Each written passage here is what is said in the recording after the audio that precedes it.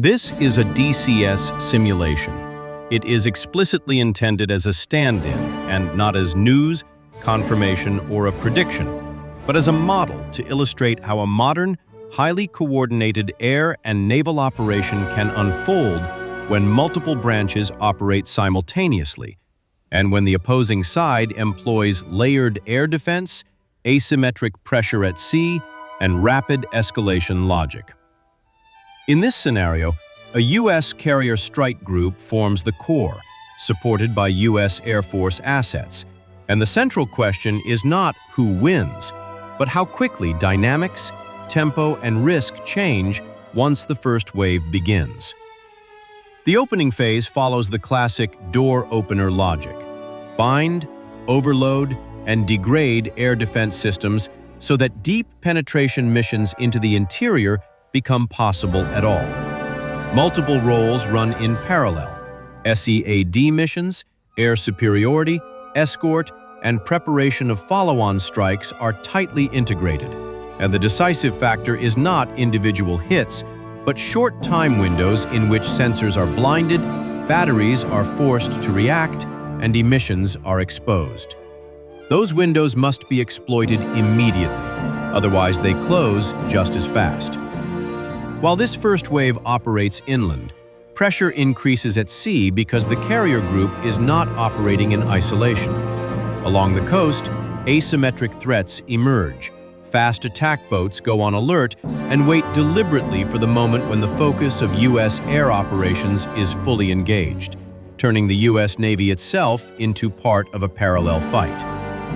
In the second wave, a key vulnerability of modern defense becomes visible: limited interceptor stocks. Despite active defenses, an airbase is struck again by ballistic missiles because air defense units cannot reload fast enough. On the Patriot side in particular, interceptor missiles are finite, and in an Iran scenario, it must be assumed that saturation attacks are deliberately used to exhaust air defenses and reduce their ability to provide coverage. The effect is less about individual impacts and more about forced reprioritization, protection of personnel and infrastructure, and the necessity to keep air operations running at the same time. At the same time, the air threat remains more complex than it may appear on paper. Despite its age, the F-14 remains an adversary that must be treated with respect. In this simulation, Iranian F-14 crews in the north managed to operate in a well-coordinated manner and briefly shoot down 4 F-A-18s before returning to base. This does not indicate technological superiority, but shows how coordination, timing, and local advantage can create short-term effects. In contrast, Iranian F-4s suffer heavy losses and prove largely ineffective in this scenario. Simultaneously, fast motorboats sortie along the coast, further complicating the situation. This element could not be fully played out in detail, but even the limited depiction shows how chaotic, fragmented, and temporarily unstable such a situation can become when multiple threats emerge at the same time. On the ground-based air defense side, 2 S-300 sites are completely neutralized, while a third survives but is no longer positioned or relevant enough to impose operational priority. The key point is not the destruction of every single system, but the breaking of the reaction chain between sensors, fire control, and communications, which gradually creates operational freedom. After this phase, follow-on air-to-ground strikes target remaining military nodes, not to maximize destruction, but to deny the opponent rapid reorganization. What this simulation is meant to show above all is friction. While the air picture is being coordinated at altitude, missile strikes force decisions on the ground. Asymmetric threats tie down naval forces, and individual air engagements can produce unexpected local outcomes. There is no clean, scripted sequence.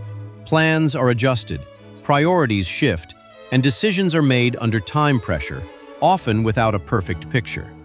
That is the core message of this scenario.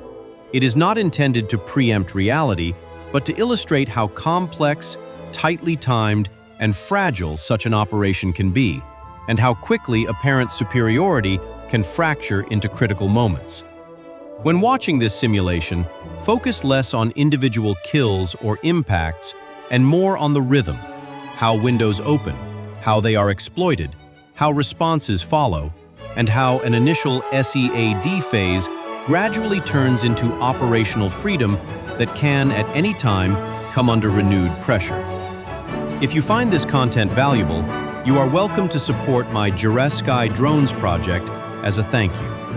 This is a crowdfunding initiative that helps me invest more time, better tools, and produce more simulations and videos like this. Every contribution directly supports the continuation of this kind of analysis.